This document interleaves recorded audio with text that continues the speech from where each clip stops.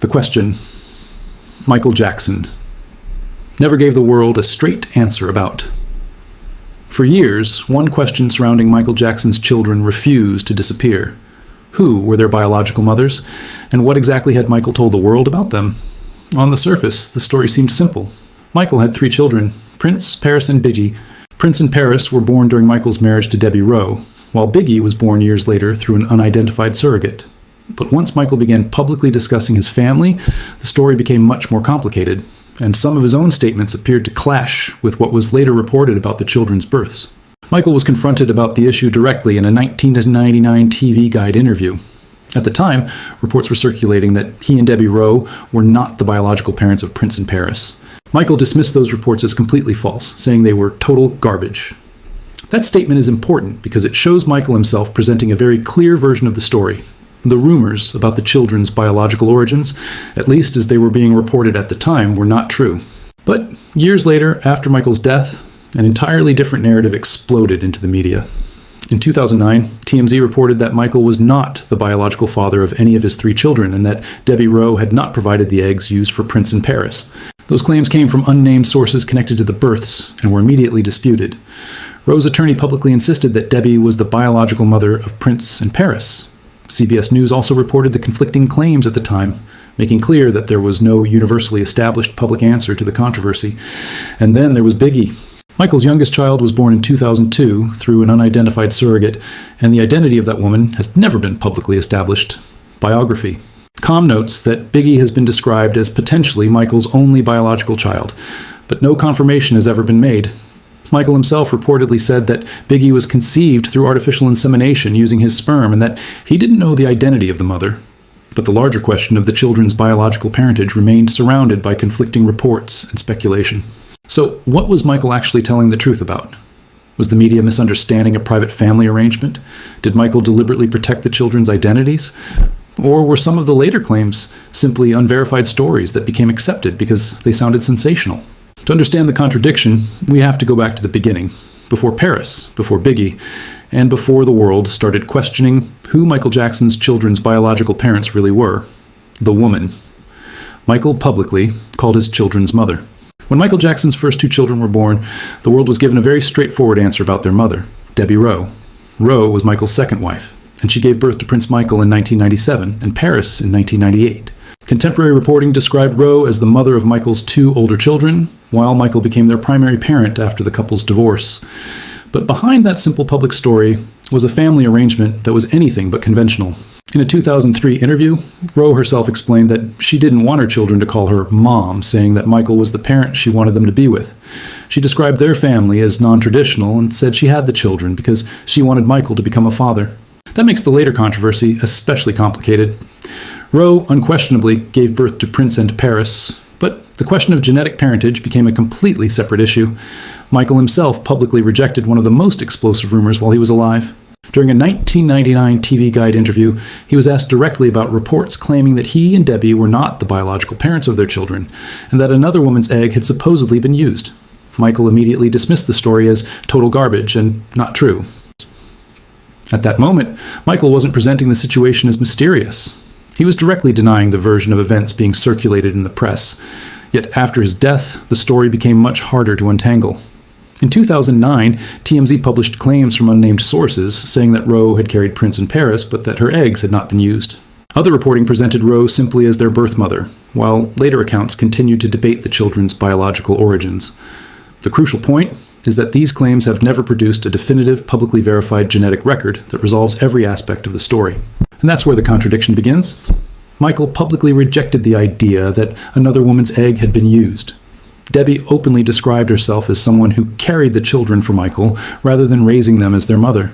And after Michael's death, completely different claims about the children's biological origins emerged. So, if Debbie Rowe was the woman who gave birth to Prince in Paris, why did Michael's own children later describe their relationship with her so differently? And what did Michael tell them about where their mother was? A strange way. Michael explained who his children's mother was. His story became considerably more confusing when Michael Jackson himself began giving different explanations about how his children came into the world. In his 1999 TV Guide interview, Michael was asked directly about reports claiming that he and Debbie Rowe were not the biological parents of Prince and Paris, and that another woman's egg had been used. His answer was unequivocal. He dismissed the report as false. At that point, Michael was presenting the public with a very clear version of events, and there was little reason for an interviewer to interpret his answer as anything other than a complete denial. But several years later, the language surrounding his children's births became much more complicated. In a 2003 interview with Martin Bashir, Michael reportedly described his children as having been born through surrogate arrangements using his sperm, while discussing Debbie Rowe in a very different way from the straightforward mother label the public had often used. The Guardian's contemporaneous report noted that Michael had initially described Rowe as having given birth to his 2 older children, but later spoke about his children as being born through surrogates. That difference is precisely why the subject has remained controversial. Debbie Rowe's own public explanation adds another layer. In her 2003 GMTV interview, Rowe said that Michael was the parent she wanted her children to be with, and explained that she did not want the children to call her Mom. She described their arrangement as a non-traditional family, and said she had the children because she wanted Michael to become a father. So while Rowe clearly gave birth to Prince in Paris, her own description of motherhood was very different from the traditional image the public might have assumed. Then, after Michael's death, the controversy became even more explosive. TMZ reported claims from unnamed sources connected to the births that Michael was not the biological father of any of the children, and that Rowe's eggs had not been used. But those were reported allegations, not publicly established genetic findings, and they conflicted with other accounts, including Rowe's own position. CBS likewise reported the competing claims, while noting that Rowe was the birth mother of Michael's 2 oldest children. So the real mystery isn't simply who was the mother. It's that the word mother itself seemed to mean different things depending on who was speaking. The woman who gave birth, the woman who contributed genetic material, the woman Michael publicly identified as his children's mother, or the person the children themselves understood to be their mother. And Michael's explanations left one question hanging over everything. Why would he publicly reject the biological parentage rumors in 1999, only to describe the children's births in a dramatically different way years later? The interview that made Michael's story even more confusing. The interview that changed everything was not necessarily the one where Michael was asked about the children's biological parents. It was the 2003 Martin Bashir documentary, because Michael suddenly described his family in a way that seemed noticeably different from the story he'd given only a few years earlier. In the 1999 TV Guide interview, Michael had been asked directly about reports claiming that Debbie Rowe had been implanted with another woman's egg. His response was blunt. He called the report false and dismissed it as total garbage. But when Bashir's documentary aired in 2003, Michael reportedly described his children as having been born through surrogate mothers using his sperm. The Guardian's contemporary report specifically noted the contrast. Michael had previously described Debbie as having given birth to his 2 older children as a present, but later told Bashir that his children were born to surrogate mothers. At the same time, Michael said that the mother of his youngest son, Prince Michael II, better known as Blanket, was a surrogate whom he had never met. That wording created a completely different question. If Debbie Rowe gave birth to Prince in Paris, then what exactly did Michael mean when he referred to surrogate mothers? Was he talking about the biological contribution, the pregnancy itself, or simply using surrogate in a broader way to describe the unconventional arrangements surrounding his children? The public never received a definitive explanation that resolved every part of the contradiction. And Debbie's own 2003 interview made the situation even more unusual. She said Michael was the parent she wanted the children to be with, and that she did not want them to call her Mom, describing their family as explicitly non-traditional. There's an important distinction here. Giving birth, being a genetic parent, and being the parent who raises a child are not necessarily the same thing. Michael's interviews, Debbie's statements, and later media reports often use the word mother differently. That's why the story became so difficult to follow, and why later claims about the children's biological origins should not automatically be treated as proven facts. So Michael may not have actually been contradicting himself in the simple way the headlines suggested. He may have been describing different parts of an extraordinarily private family arrangement at different times, but there was still one enormous unanswered question. If Michael knew exactly how his children had been conceived, why did he keep the identities and biological details surrounding their mothers so tightly protected? The surrogate Michael said he had never even met. Michael Jackson's explanation of his youngest child introduced perhaps the strangest detail in the entire story. During the 2003 Martin Bashir documentary, Michael discussed the birth of his 3rd child, Prince Michael Jackson II, later nicknamed Blanket. Unlike Prince in Paris, Blanket was born through a surrogate arrangement, and Michael said that he did not know the woman who carried the pregnancy. That statement immediately created a different kind of mystery. If Michael didn't even know the surrogate personally, How exactly had the arrangement been made, and why was so little information about her ever made public? Michael was fiercely protective of his children's privacy, so he revealed very little. Public reporting has consistently identified Blanket's birth mother as an anonymous surrogate, while the identity of the woman has never been publicly established with certainty. What makes the situation unusual is that Michael appeared to separate the biological and parental roles completely. He wanted to be the father raising the child, while the woman who carried the pregnancy remained outside the family's public life. That arrangement was consistent with Michael's broader approach to fatherhood. The person who raised the child mattered more to him than the traditional definition of motherhood. But the unanswered questions became even more complicated after Michael's death. Because the identity of Blanket's surrogate was never publicly confirmed, speculation began filling the gap. Some reports attempted to identify possible women connected to the birth, while other accounts suggested theories about who might have provided the genetic material. None of those theories should be treated as established fact without reliable evidence. What can be said with confidence is that Michael publicly presented himself as Blanket's father, the surrogate's identity was kept private, and the exact biological circumstances were never fully explained to the public. And this is where the story becomes particularly revealing. Michael had spent years fighting rumors about his children, yet he also understood that complete disclosure could expose them to even greater scrutiny. By refusing to identify the surrogate, he created a wall between his children's private origins and the outside world, but that wall didn't stop the rumors. Because while Blanket's mother remained anonymous, the controversy surrounding Prince and Paris was about to become even more explosive, especially when people began questioning whether Debbie Rowe was their biological mother at all. The claims that Debbie Rowe wasn't their biological mother. The controversy surrounding Prince and Paris became explosive because it challenged something the public had accepted for years. Debbie Rowe was their mother. She gave birth to both children, and Michael publicly presented her as the woman connected to their births. But after Michael's death, reports began circulating that the biological story was very different. Some accounts claim that Rowe had carried Prince and Paris, but that her own eggs were not used, meaning that being their birth mother and being their genetic mother might not have been the same thing. Those reports immediately created a distinction that many people had never considered. A woman can carry and give birth to a child without providing the egg used to create that child. And in Michael's case, the lack of publicly available genetic documentation meant that outside observers could not simply settle the question themselves. The claims, therefore, remained exactly that, claims.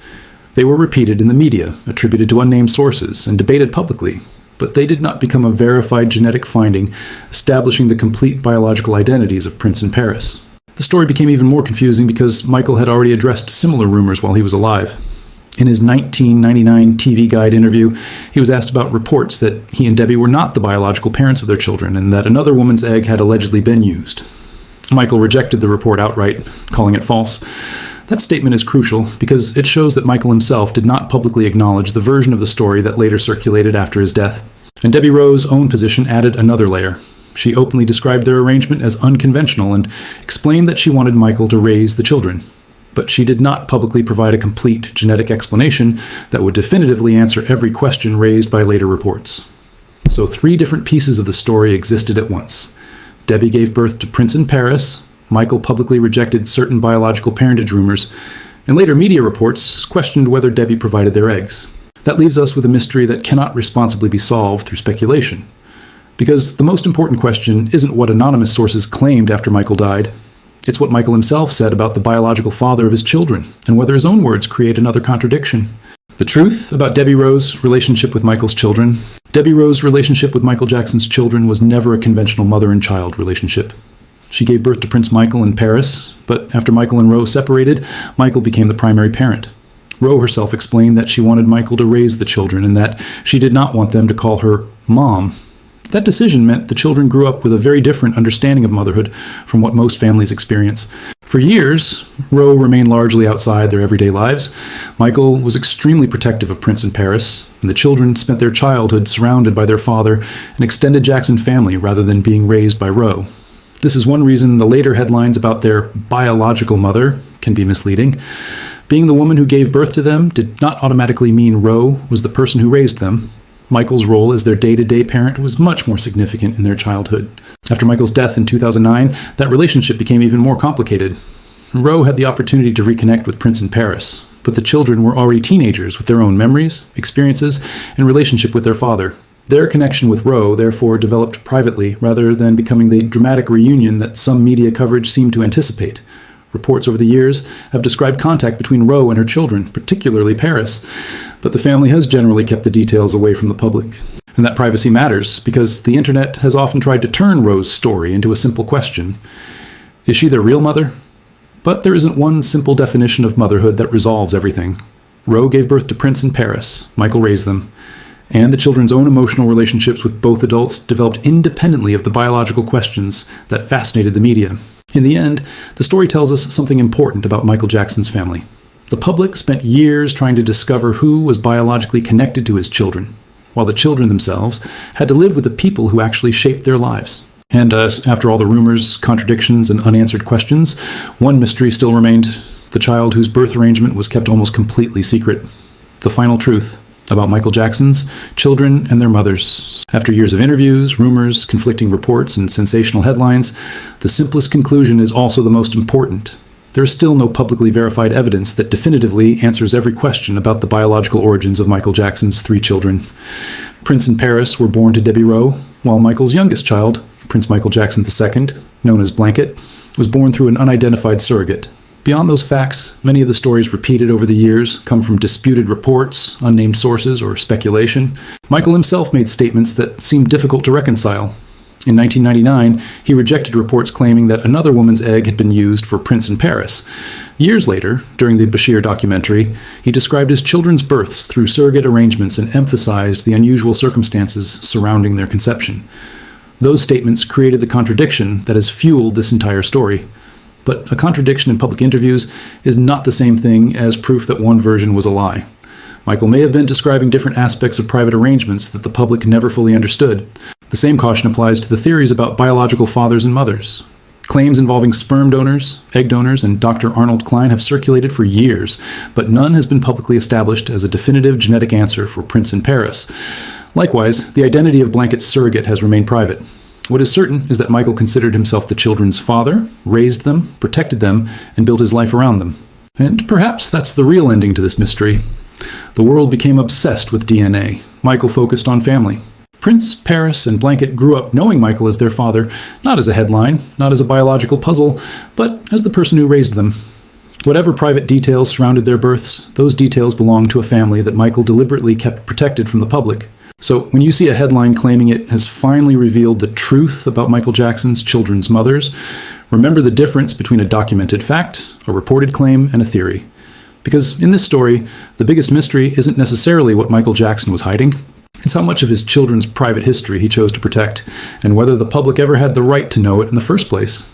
If this story surprised you, subscribe for more deep dives into the hidden stories behind Michael Jackson's extraordinary life and legacy.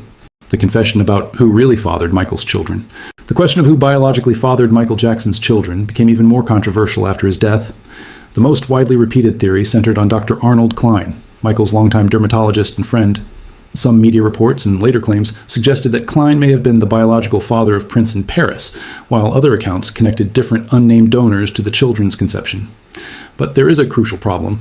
None of those theories has been publicly established through definitive genetic evidence. They remain claims, not proven facts. The speculation became especially powerful because of the children's appearance and their relationship with Klein. Prince and Paris were born while Michael was married to Debbie Rowe, who had worked for Klein. That connection gave tabloids a seemingly convincing narrative. Perhaps Michael had used sperm from someone else, and perhaps Klein was that person. But a theory becoming widespread does not make it a confirmed biological fact. Michael never publicly identified Klein as the biological father of Prince or Paris, and Klein himself did not provide a definitive public confirmation establishing that he fathered them. There is another important piece of Michael's own story. When discussing his children, Michael consistently emphasized fatherhood rather than genetics. His public statements focused on being the person who loved, protected, and raised them. That's particularly significant because the controversy has often treated biological parentage as though it automatically determines who a child's real parent is. Michael's family life clearly did not follow a conventional model, and he appeared determined to define his role as their father regardless of whatever private arrangements surrounded their conception. That distinction matters because the headline, "Michael Jackson's children weren't really his," can make an unresolved story sound like a proven revelation. It isn't. The public has competing claims, Michael's own statements, Debbie Rowe's explanations, and years of speculation. but no publicly verified genetic record that definitively establishes every biological parent involved. And that leaves us with perhaps the most important question of all. If Michael knew the private details of how Prince, Paris, and Blanket were conceived, why did he choose to keep so much of that information away from the public? And what did his children eventually learn about their own origins? What Michael's children were told about their biological origins? For Michael Jackson's children, the question of where they came from was never simply a tabloid mystery. It was part of their private family history. Michael went to extraordinary lengths to protect Prince, Paris, and Blanket from public scrutiny, and that included keeping many details about their births away from the media. While Michael spoke publicly about the unconventional circumstances surrounding their births, there is no reliable public record showing that he gave the world a complete explanation of their genetic origins. What is clearer is the distinction Michael seemed to make between biology and parenthood. Prince and Paris were born to Debbie Rowe, while Blanket was born through an unidentified surrogate. But Michael consistently presented himself as the children's father and raised them accordingly. The children were also largely shielded from the relentless speculation surrounding their parentage while Michael was alive. That privacy meant that outsiders often knew less about their origins than the headlines suggested. After Michael's death, the children gradually became more independent and began speaking publicly in their own ways. Yet they did not suddenly confirm the most sensational theories about their biological parents. Instead, the family continued to treat those questions as deeply personal. Claims about sperm donors, egg donors, and possible biological fathers circulated widely, but the children themselves have never publicly provided definitive genetic evidence confirming those theories. And that may be the most revealing part of the entire story. Michael's children didn't need a DNA test to establish who their father was in their lives. He was the man who raised them, protected them, and remained the center of their family. Whatever private circumstances surrounded their conception, Michael's relationship with them was defined by parenthood rather than a public biological explanation. But there was still one person whose role remained especially complicated: Debbie Rowe. She gave birth to Prince and Paris, voluntarily stepped away from raising them, and later re-entered their lives in a limited way. So what happened when Michael was gone, and the children were finally old enough to decide for themselves what kind of relationship they wanted with the woman who gave birth to them? End of documentary. Thank you for watching. If you enjoyed this documentary, please like this video, subscribe to the channel, and turn on notifications for more rare Michael Jackson stories, behind-the-scenes discoveries, and untold moments from music history. Until next time, thank you for watching.